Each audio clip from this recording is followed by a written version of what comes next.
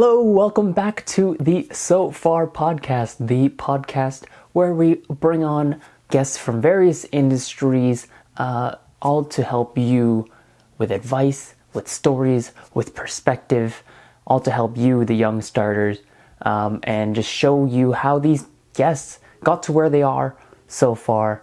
It's the show for starters and by starters. And my name is Anton Wong. If you don't already know, I am a videographer and video producer, and I decided to make this podcast because I want to help you, and basically I want to help me from a couple years ago when I had first started. And today's episode is going to be a little bit different because usually we have guests on the show, but this time we don't, if you are new to this podcast. And if you are new, welcome. I post rather frequently, somewhat non-frequently. I've been off my game, but about weekly or bi-weekly. Make sure you're subscribed to the podcast so you know when the episodes are coming out. Excuse me. So why am I doing this by myself without a guest? Well, because I've never actually done one just for myself. Usually I ask a guest their stories and their perspective and their thoughts, whether they are a musician or they are an entrepreneur or whether they are a speaking coach or something like that. They're all very helpful, but I just realized that I never shared my story, which is quite particular because this is my podcast. And if you are watching this on YouTube, welcome. You can subscribe to the podcast. I'll leave links in the description to this video, to this podcast. But yeah, I think I'm just going to jump right into it. And usually the first question that I ask my guests is, who are you and what do you do? Well, I had already stated that my name is Anton Wong. I am a videographer and video producer. I help clients from various small businesses and entrepreneurs. I help them tell their stories to their audiences using video production, going on social media and whether it's event videos or promotional videos, social media, branded content, anything like that, because I believe that videos and video stories specifically are excellent tools for selling, and storytelling leads to stronger selling is something that I often tell my clients. Now, the other question I often ask my guests is, well, explain your story, sometimes from childhood. I guess I'll just dive right into how I got started with videography and video making. I got started when I was, when I was a little kid. Ever since I was a kid, I would watch a lot of TV and movies like most kids, but I would wake up at like 5 or 6 in the morning just watching infomercials, just because I thought it was so compelling, just the way they would tell their stories. And it's like really cheesy the way they tell the stories, but you're 5 or 6 years old and you're like, I want a magic bullet, or I want the H2O vac or whatever. I found video storytelling so fascinating. And then of course I would still watch cartoons, and I would watch some other things like whatever live action kids shows they had on Nickelodeon or Disney Channel or whatever. I just was so enthralled by video. It's like the closest thing that humans can get to capturing reality, apart from, I guess, theater, but that's slightly like a bit of a recreation of reality. I just thought it was so cool that I would just spend hours upon hours sitting in front of the screen, that my dad, if you guys have immigrant parents, then they kind of want you to be a little bit more academically inclined. So yeah, he would send me to my room and be like, go read something. Go read. And then when I say that, my friends are like, what? Your dad made you read a book? I would have loved to read books, but I just wasn't the kind of person who was able to sit down and just read a book. I wasn't able to sit still for that long. Even if it was like a good book, that's changed recently, but just as a kid, I was not very good at reading books. And so I would open the book up and I would stare in between the pages, and then I would rewrite and replay the episode of television that I had just watched in my head. And then, I would kind of do it like fan fiction in my head, like, put myself in as an X-Men or something and be like, oh, I save the day or whatever. But like, I would rewrite it in my head. And that was something that I had always loved doing. And I thought, like, I want to be, I want to be in those shows. I never thought that that would be necessarily a 100% viable option as I grew a little older. Into my preteens, around 10 years old, I thought, like, I love watching cooking shows. I want to be a chef.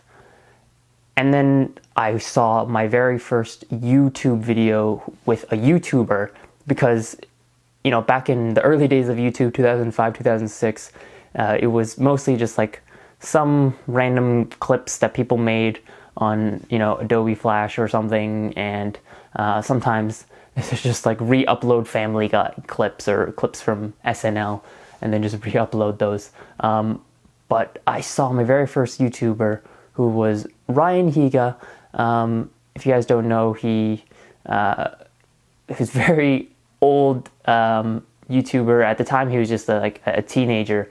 But now he's got like a small production team in his place in Las Vegas, where he's still making YouTube videos. But yeah, I saw that he and other YouTubers at the time were making YouTube videos. I watched Shane Dawson, who else? Ray William Johnson. Some of these people who just said that they like grabbed a camcorder and then just started learning how to make videos on their own. And I thought, like, these people can make sketches, these stories that are so funny and so enthralling, and they just did it by grabbing something that they have in their house. And I thought, like, I can do that. I saw that my parents have a camcorder, so I just stole my parents' camcorder and I forced myself how to learn how to edit. I was terrible at it, but I forced myself how to learn, and I uploaded my first video. And when I did that, I saw that there were views coming in that were not my own. I thought, like, whoa, this is crazy that other people can see my videos. And some of the comments were like, this is a weird video. And I was a little discouraged, but some people said, like, oh, this is actually kind of funny. And I thought, like, what? That's so crazy that I was able to do that. And so from that on, I was hooked on making YouTube videos. I just kept making them until I was, into my high school years. I was just making them every week, making a new video. Like, what video am I making this week? What's next? What am I making this week? What am I making this week? And one time in grade 9, I was 14, and I remember I had just come back from school, and I had, I think, a bad science test mark that I had to break to my dad and say, like, this is my bad science test mark, because I just really was not a science and math person. And so after a while, he just, arguments, he sat down and we looked at each other. And actually, I don't even think I could have looked at him because I was so scared or embarrassed. And he looked at me and said, what do you want to do with your life? And I said, I don't know. I think I want to be a chef or a nutritionist or something. And he said, you know what? He looked at my camera and he said, well, you make a lot of videos. Do you want to be a film director or something? And I had never considered that as a career. I knew that people did that, like probably, but I never thought that, oh, this is something that I can pursue as a career and not just as something fun that I do, like, you know, people play basketball or people go hiking or whatever. I thought that it was just going to be a hobby. But then when he said that, I thought, that makes so much more sense. I'm so much more into making videos than I am cooking. Not that I don't like it, but I'm so much more interested in that. And so from that day on, I thought, yeah, this is the career that I want to go down by. This is just makes the most sense. And so from then on, throughout high school, I would continue making videos. You know, there was a time where I had a little bit of, you know, just a lot of self-consciousness about my videos because I had decided, oh, I'm going to be a career videographer, a career filmmaker. And so there was like a time of 2 or 3 years where I just didn't make anything. But then in my last year of high school, I just started making whatever I could. You know, shooting this video and that video. Oh, you need something for your school club? Yeah, I'll make a video for you. Oh, you need something for a promotion for the school play? Yeah, I'll make that for you.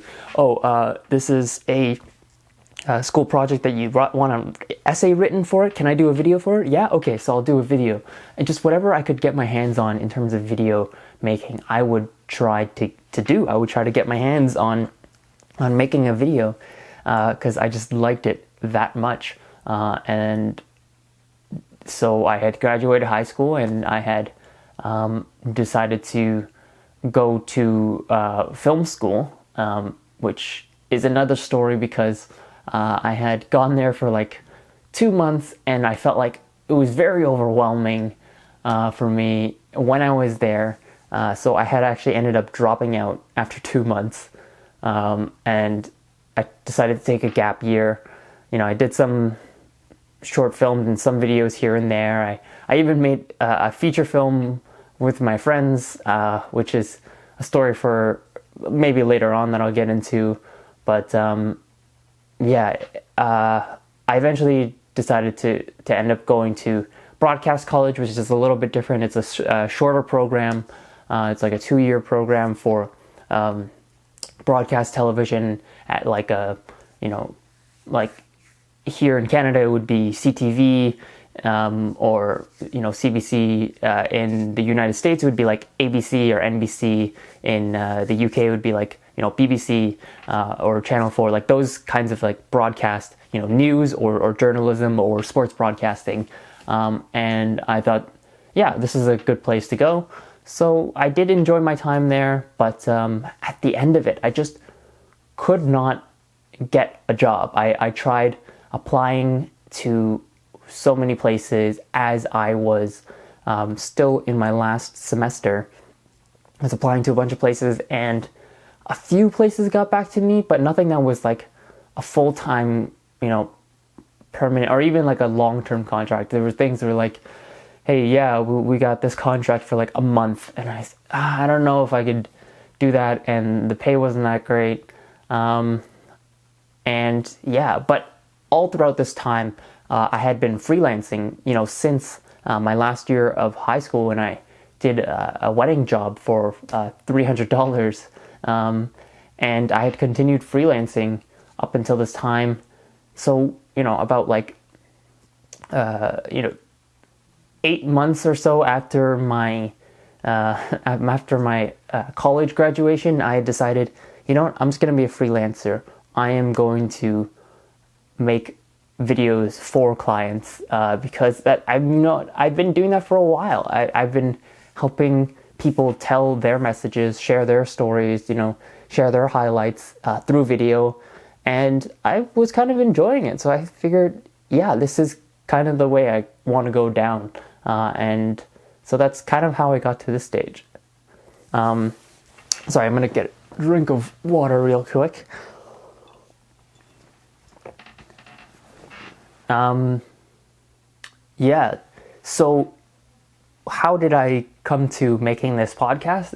I had decided after a while, I was making freelance videos for clients, and I had sort of stopped making videos for myself and personal projects, documentaries or short films or sketches, stuff that I like doing just for myself. I had stopped doing that, and I wanted something to do that was something that I didn't have to answer to anyone apart from maybe an audience, but really just answering to myself.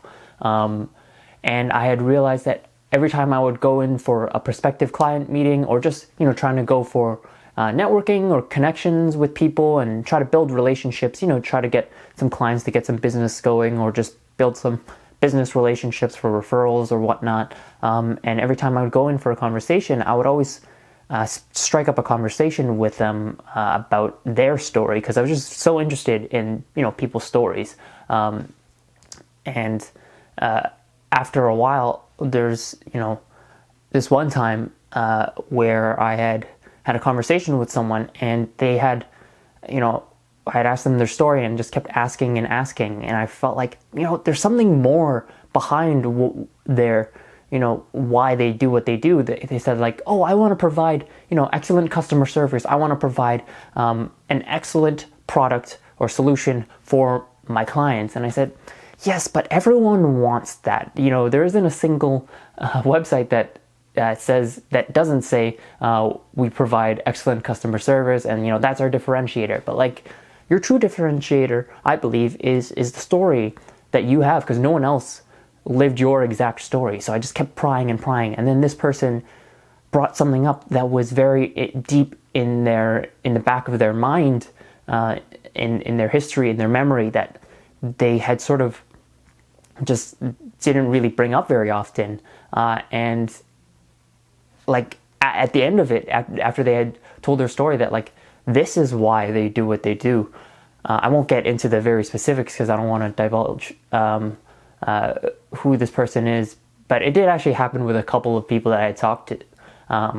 And so, this is just sort of like the generalization of all the people that I've spoken to. And after a couple of times of asking, questions and stories from people, I realized, wow, stories are so incredible, and I can learn so much from it.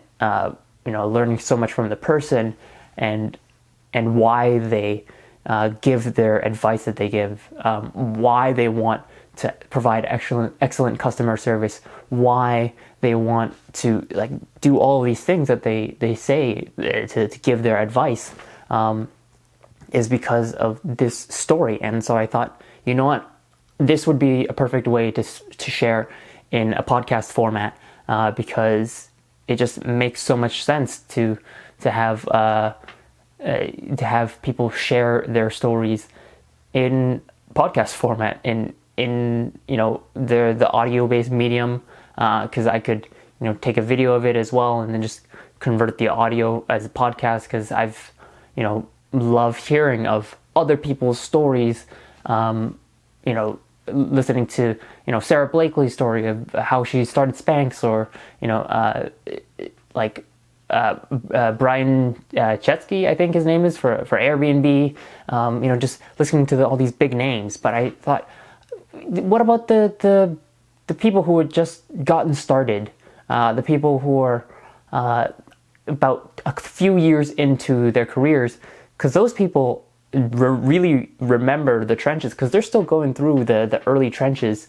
And I think that would have been something that could help me when I was just starting out as a sort of freelancer or business owner, an early starter, if you will. And so the idea for So Far had come about through that. And yeah, that's kind of where I got the whole idea to do this from.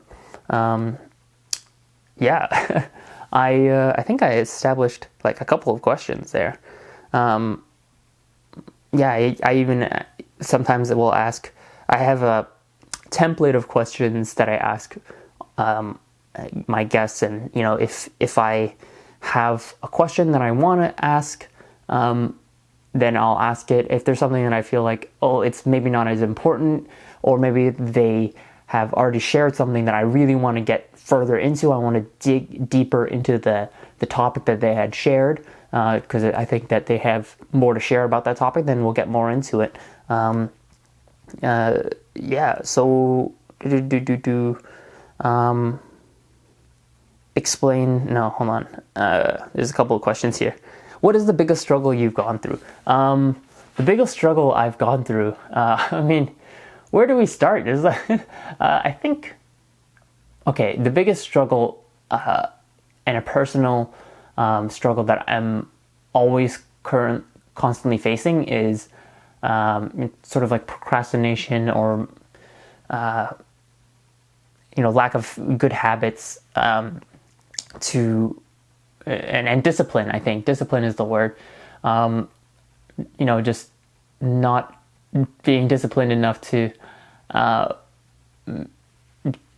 make enough videos when I had when I was in high school, and I had that 2-year gap of just not making any videos because I was too self-conscious, and that gap year that I took where I just didn't really do that much, because I didn't feel like I had discipline, and so I think what pulled me out of it was often just like talking to other people, and listening to stories like this, but listening to stories like from the people that I have on my podcast, and just hearing how they overcome their struggles, or their problems that they had encountered. I think that was the biggest thing for me. And that's the struggle that I'm constantly facing, which is discipline, and I feel like I'm getting a little bit better at it, through just building habits and building systems, but it's always a battle. It's always a battle. One of the things that I ask is, what is a long-term goal, or short-term goal that I have? So short-term goal, so one of the things that I'm currently facing right now is, due to current situations with the pandemic and everything, I am sort of rethinking how I do business, because a lot of my income comes from events, and so I had to sort of just rethink my whole business income strategy, and also my content strategy, but I feel like I'm making some strides in it. So I think a short-term goal would be to figure out how to earn income again, but a lot of people are facing struggles. A lot of business owners are facing issues on their own, so it's a little tough. But I think a short-term goal of mine would be to establish an audience, even if it's a small audience, of people who like and support the stuff that I do, on my YouTube channel, on my podcast, on social media, and really be able to help that audience with tips or advice, or providing them resources. That's something that I want to do, just to help people, and also perhaps entertain them, and provide some sort of value. That's something that I want to do.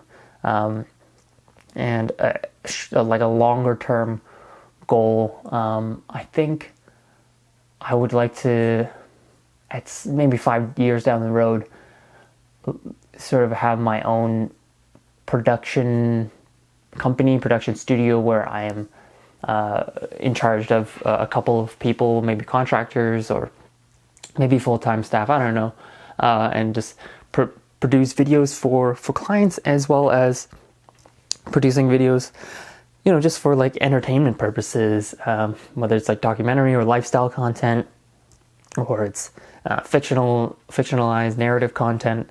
stuff like that. I think that's something that I would really enjoy doing. Yeah. What are some the other questions that I ask? Looking back at what you did, do you think you are proud? Yeah, I think looking back at my journey from there to now, there's a lot of mistakes that I've made, but I think the only things that I regret was knowing about mistakes and then knowing how to fix them and then just not fixing the mistake, even though I knew that it was kind of holding me back. That was kind of the thing that I regretted. But apart from that, I am proud of like how far I've come. Just recently I looked back at some of my older videos and just sort of seeing like, oh, this is me. I used to make videos that I just didn't know how to. I didn't even know how to cut. Like when I would take clips and then just put them onto an editing software, I didn't know how to cut the clips. I didn't know how to trim them down. And so you would see this awkward gap when I would have to, between the first clip and the second clip, when I would hit stop recording and then start recording on the next clip, because I didn't know how to hit cut. But, from there all the way to now, just making the videos that I'm making now, I am very proud of where I've come. Yeah. And I think where are we? Piece of advice to someone just starting out. I think my piece of advice that I would give to a previous Anton, whenever you find your mistakes, try to fix them. That's one thing. Don't be so self-conscious about yourself. I was never like a totally shy kid. I was generally pretty confident, but I still had my bouts of feeling like imposter syndrome, as they call it. Like I don't deserve to be here. But I think I would try to instill some confidence, but also tell them like establish some better habits, because I think someone once said that you don't rise to your goals, you settle to your systems, or something like that. You settle to your habits. You're only as good as your habits. And so I would tell myself to maybe establish some better systems, because I've always been like a free thinking, what's the word? Improv, kind of like fly by the seat of my pants kind of person. And so I would try to establish some better things in myself, but also I think I would also just reassure myself that, hey, like enjoy this ride, continue enjoying this ride. And I give that advice to anyone listening. Enjoy the journey you're on, because you probably chose to venture out on your own. If you're an entrepreneur, or if you're trying to venture out doing something by yourself, it's probably a choice that you made. So just like enjoy this process. So yeah, I think that's the last thing that I want to say. And yeah, where can people find you? That's another question that I ask to cap off the end of my show. Is you can find me online, basically at Anton Wong Video on Facebook, on Twitter, on TikTok. You can find me there as well. You can find me on YouTube. You can search up Anton Wong Video. I'll leave links to all of this in the description. You can find me on LinkedIn as well. Just search up Anton Wong. You should be able to find me pretty easily. There aren't too many people with my name. But you could find me all there. And of course, you can find me, this podcast, the So Far podcast, at anchor.fm/Anton Wong Video. That's anchor.fm/Anton Wong Video. You can also find me on Apple iTunes and Google Play and Stitcher and a whole bunch of other platforms, Spotify. I think TuneIn or Spreaker, I think I'm on those too. Yeah, thank you guys so much for listening. Thank you so much for watching. And if you enjoyed this podcast, then please do subscribe and share with your friends. Comment, post on social media letting me know what you thought. Yeah, thanks for letting me be vulnerable, and thank you for listening. Okay.